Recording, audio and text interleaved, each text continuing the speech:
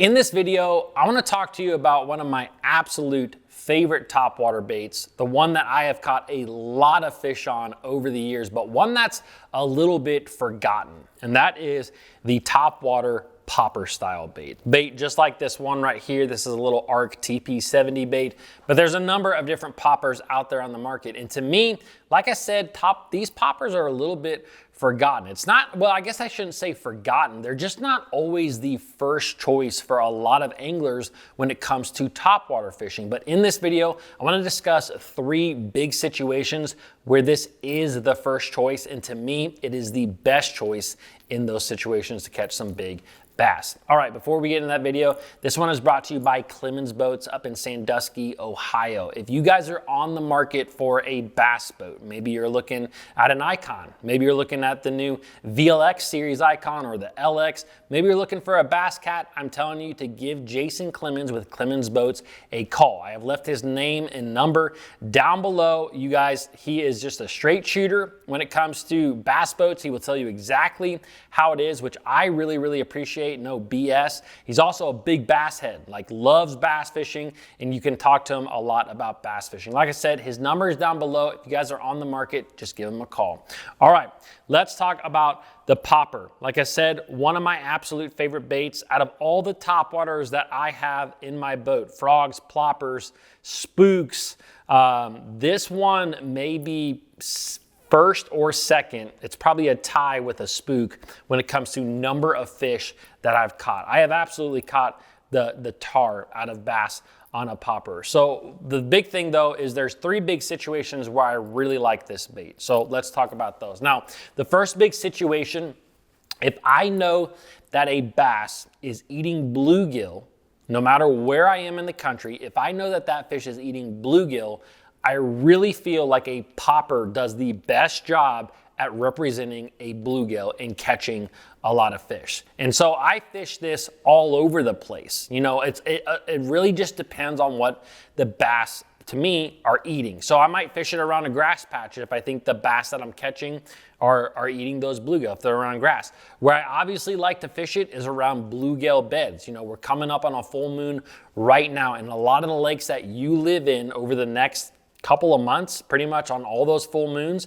you're gonna have some bluegill beds in the lake. This is a great bait to take, to pick up, to throw kind of on the sides of that bluegill bed for those bass that are kind of just sitting there waiting to ambush. To me, any bluegill eater out there can fall victim to a topwater, or a popper, excuse me. And so I always have one rigged up. The thing that I like about poppers too is that you can just work them a number of different ways. I mean, obviously you can pop them like the name implies. You can also fish these things kind of like a spook where you're walking the dog with it back and forth really quick.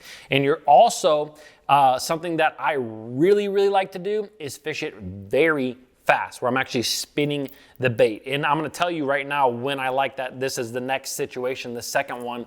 Whenever I am fishing around fish that I know are eating small bait fish. So a lot of times towards the end of the summer, when you start getting into August, September, that time frame, October even, when you kind of get in that time frame, a lot of the young of the year have kind of hatched and they're all over the place. You will get into areas where you see tons and tons of bass eating little bait fish, like little shad that are like a 1/2 inch long, 3/4 of an inch long. They are absolutely tiny.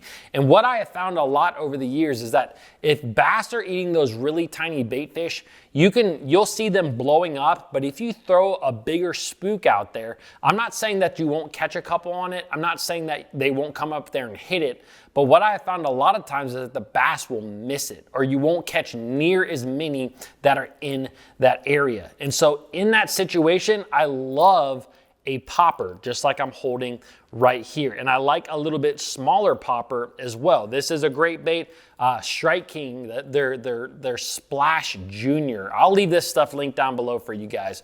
That one is a great little bait. It's this big, but I can still cast that thing very far. Now, when I am targeting these fish that are eating these really small bait fish, I work a popper very fast. And usually I am chugging it 2, 3, 4 times across the surface. So I'm like, and then I'll kill it, and then I'll a couple more times, twice. So it's literally just boom, boom, boom, boom across the surface. And as I'm working it, I am popping my rod on a tight line. Now, popping your rod on a tight line is gonna cause this bait to spit more than anything. If you pop it on a slack line, it will bloop. It'll make that kind of classic popper sound. I don't want it to bloop right now. I want it to spit when I'm targeting those fish that are eating those little baby shad. So I'm gonna work it really quick across the surface, kill it every now and then, and a lot of times that is when a bass is gonna come up there and absolutely smoke that thing. So just keep that in mind. Small bait fish, big bluegill, that's when I like to pick up a popper. Now, the third situation that I will pick up a popper is kind of like what I just talked about. If I am out there fishing and I have a lot of fish that are hitting a bait, whether that's a spook, a lot of times it's a frog.